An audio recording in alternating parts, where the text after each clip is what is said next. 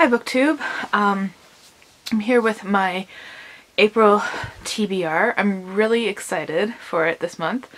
Now to just let you know, in case you haven't watched my other videos, I at one point had all of my unread books wrapped, and middle of March I decided it wasn't working for me anymore. I really wanted to see what I had to read, so I don't throw out all the boxes. I had my year's TBR completely picked out and put in these boxes, and I've trashed that idea quite literally. Well, not yet. I'm slowly going because there are like 5 bags of papers and all that stuff anyways. So behind me is my unread TBR shelf. I'm gonna go through and explain it at one point, how it's set up, because that affects my TBRs. So I'm gonna talk about my TBR construction now, because I still like having that kind of structure to it, and that's part of why I decided to unwrap my books. I was including Black authors, Indigenous authors, and books about religion, and those weren't wrapped. And to be honest, I was running out of books and I knew I had more on my shelves that were wrapped. And then I wanted to read more Asian literature. I'm always really interested in Indian literature in particular. So yeah, I knew I had a whole bunch of that on my shelves. And I just wanted access to them. So my shelves are now organized according to the different categories. They're not exactly genres. There are these categories that kind of make sense to me, and so I can just go to each section and pull out a book. Also, each month I'll be reading an audiobook, an ebook, and an e-comic. The e-comic each month is guaranteed to be Fables, until I finish the series there. So yeah, let me tell you the different categories. The audiobook and the ebook will fit into the category as well. So in that case, I'll just skip the physical section on my shelf. But otherwise, all the other books will be physical because I want to get through this. I'd show you, but there's like boxes of books that I'm unhauling and like brown paper because I ran out of recycling bags. It's all a big mess over here. So I'll show you my shelf some other time. And I gotta change the battery on my camera now because it's flashing at me. So before I get into talking about the categories, I'm gonna go do that, and I'll be right back.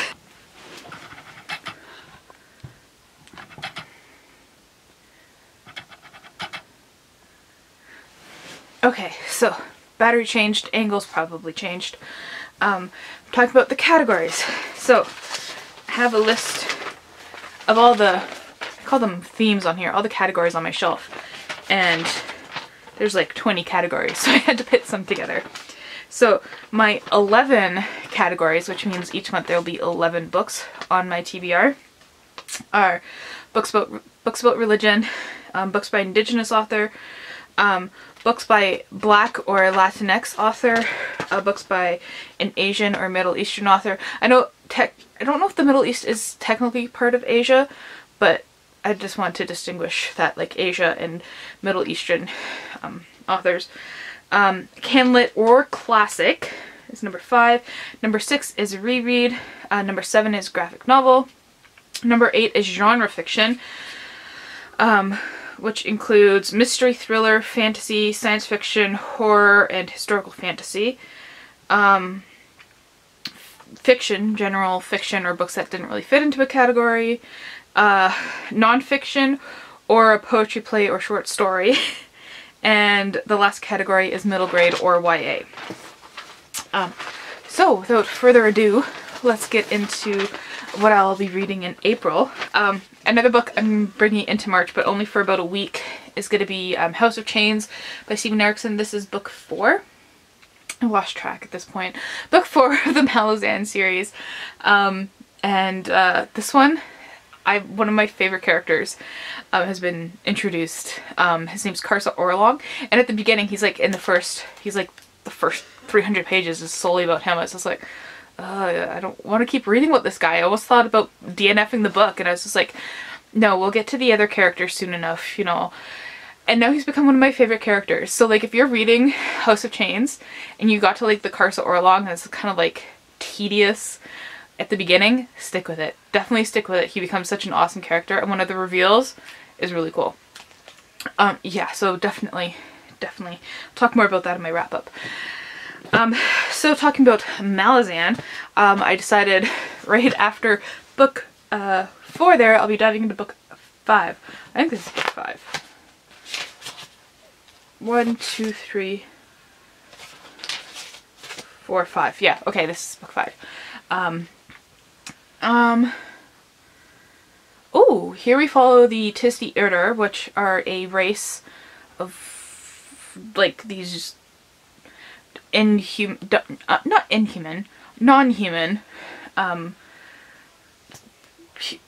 people. All the books are different. Okay, so this is setting up. I can see where House of Chains is setting up Midnight Tides. I think we're going to be following the Tisti, or Tist people. Tiste. It's a problem with some of the fantasy stuff. You don't know how to pronounce their names.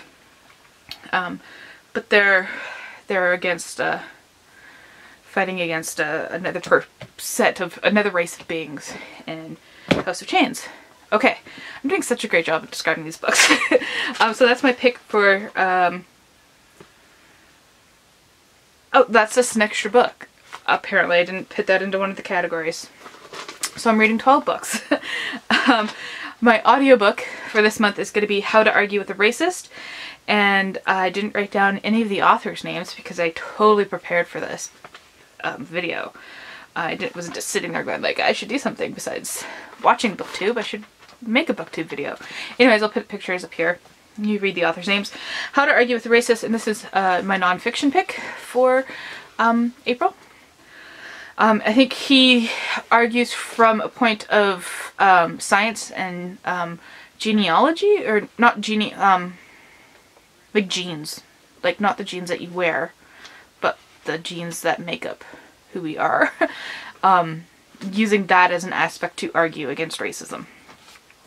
And the ebook I'll be reading is Braiding Sweetgrass, which has been super popular on BookTube last year and the year before, I believe. And that's my Indigenous author pick.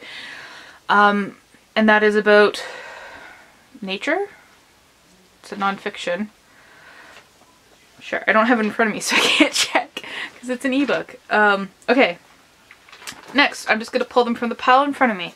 I got my graphic novels. I'll be reading Fables Volume 15. I believe, the one that comes after The Witches. And then I'll be reading You Are Deadpool. I picked this up like when it first came out, and then it sat on my shelf. I tried to read this as an e-comic, but there's different things you have to do, like, you have to like rip out pages and make dice, and there we go, there's the page you rip out to make a dice. As long as there's nothing on the other, oh there is! Oh, but it's making fun of it because you're cutting them into pieces. Okay, yeah, so that seemed like a really interesting comic. And the other comic I'm going to read is this beast, Blankets, by Craig Thompson. He called it an illustrated novel because this is there page numbers? Oh yeah, it's like over 500 pages. 582 pages. So that'll be a read for sure. And I didn't divide that one. I divide my books so I can read them in a certain set amount of times. Maybe I'll talk about that after this video because I know it doesn't interest everyone. My pick for let me just double check. Yes, for a black author is Their Eyes Were Watching God. I think if you watched my unwrapping, I was very excited to find this one. I've encountered Zora Neale Hurston twice now. One through a nonfiction work. I'm talking about the Boaz Circle, which were a group of anthropologists, and she was part of that circle. It didn't seem like she was intensely part of it. She was kind of more on the outside, but she was still part of that group, kind of. And they were talking about her, and I really liked that. And then I listened to Hitting a Straight Lick with a Crooked Stick. And I like the short stories. There was a problem with how repetitive they got because they were all about marriage, and that's not a topic that interests me at all. So yeah, I think it was just the fault of the people who edited her work together. But this one Oh yay, look, it's one of those books that doesn't have the description on the back. It's just, there's no book more important to me than this one. Their Eyes belongs in the same category that of William Faulkner, F. Scott Fitzgerald, and Ernest Hemingway of enduring American literature. The prototypical black novel of affirmation. It is the most successful, convincing, exemplary novel of black love that we have, period. So, I guess I'll find out what it's exactly about while reading it. I just know it combines stories of her experience in black communities in the southern United States. For an Asian or Middle Eastern author, I decided to pick up Severance by Ling Ma. I again bought this hardcover because I was really excited to read it, and then I wrapped it and then forgot about it. When did I buy this book? When did this book come out? 2018. It's been sitting on my shelf 2 years. Oh sorry, it looked like that was a sticker, but it's not. You see, that's really cool. Anyways, this is like a different zombie story, but zombies are still like working, so it's like a capitalist zombie story, and that sounded really interesting, which is why I picked it up. Also, that's a nice shade of pink. Okay, then I was also really excited to find this book. I don't believe that it was on camera. So it is this, The 50-Yard Sword by Mark C. Danielewski. Yes, those are little holes all over the cover, and it's designed that way on purpose. And then the cover is really cool. It's all pictures of embroidery. Let's see if we can find an embroidered place. So all the pages on this side are either embroidered or they are blank, and sometimes there's only like a sentence. Let's see if there's more embroidery, or sometimes there's embroidery on both sides. That's really cool. This is about a guy telling stories to kids, but it's also scary. I'm a bad man with a very black heart, he tells the orphans. And it was only that badness and blackness which forced me to seek out what I've carried now for many years and brought this night for you. So, you know, creepy. Creepy, but I think that would be quite fast to read, so I marked it out for, I believe, 7 days, so hopefully I'll finish that in a week.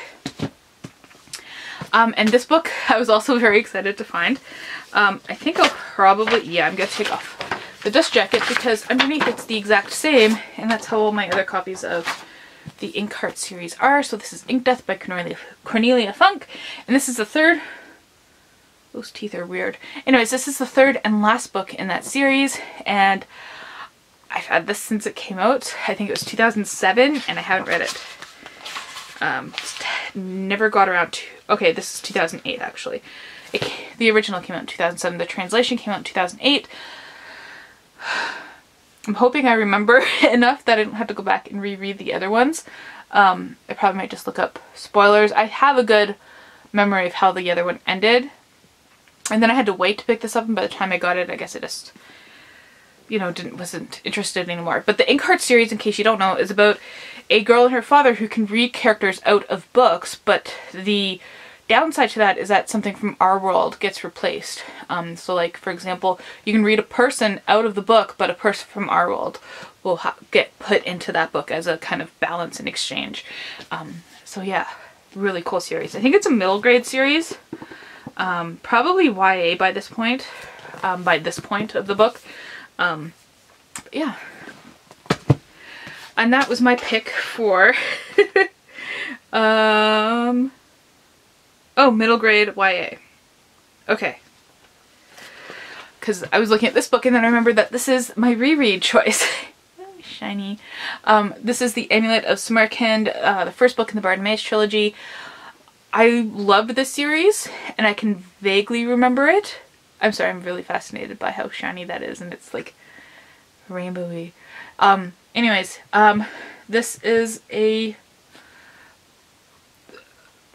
late middle grade, early YA, I think I'd categorize it as. Fantasy. He's 11 years old. Learning the traditional arts of magic until he has a life-changing encounter with Simon Lovelace, a magician of unrivaled ruthlessness and ambition. When Lovelace brutally humiliates Nathaniel in public, Nathaniel decides to speed up his education, teaching himself spells well beyond his years, and things go from there. My choose for religion, I've been reading a lot of heavy stuff lately, and I have a lot of heavy stuff on this TBR, so I decided to go something a little light, and that is the Savvy Convert's Guide to Choosing a Religion, to compare and contrast before you commit. And there's no author on this.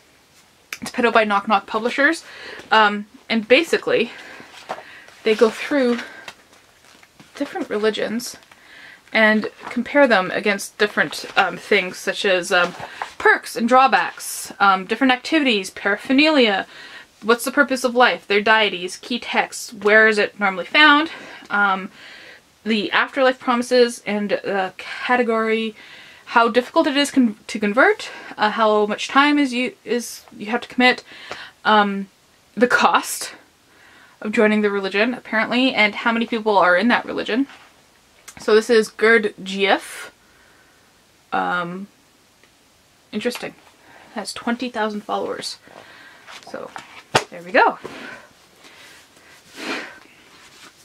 My next pick is for classics, and then classics are divided on my shelves. So if I have an either or, so for example, Canlit or classic, I'll choose a classic one month and then a Canlit the next month. Or like middle grade and YA, I'll choose a middle grade one month and a YA the next month. But my classics are then further subdivided into American, and then British, French, Russian, general European.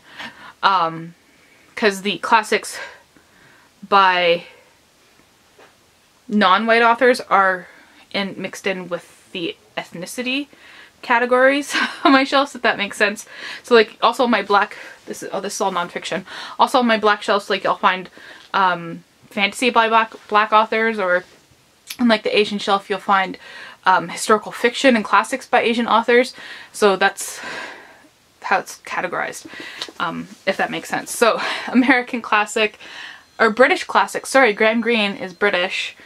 This is The Human Factor. Really, really nice edition. It's even got the little bookmark thing here. And this is, it's about moral complexity, but it's also about like everything he learned in MI6 as a spy. So it seems really, really interesting. And the last book is my genre pick. I already explained that genre is a bunch of different, you know, what you call genre fiction.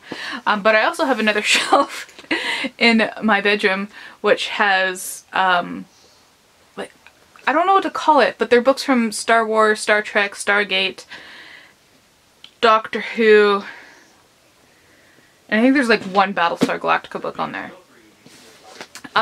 So that also is included in the genre fiction, and I wanted to read Thrawn. This was wrapped on my shelves and I didn't think it was, and I've been wanting to read it and I couldn't find it. Thrawn is one of my all-time favorite Star Wars characters. It's got stuff on it. I've read the, is it called the Thrawn trilogy? Heir to the Empire, Dark Force Rising, and The Last Command, also by Timothy Zahn. So yeah, this is about that character, so I'm really excited to read that. So let me just double check my list.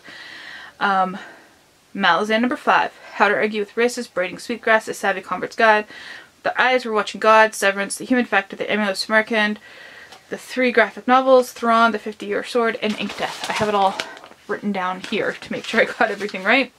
So yeah, that's my April, I forgot which month it was, April TBR.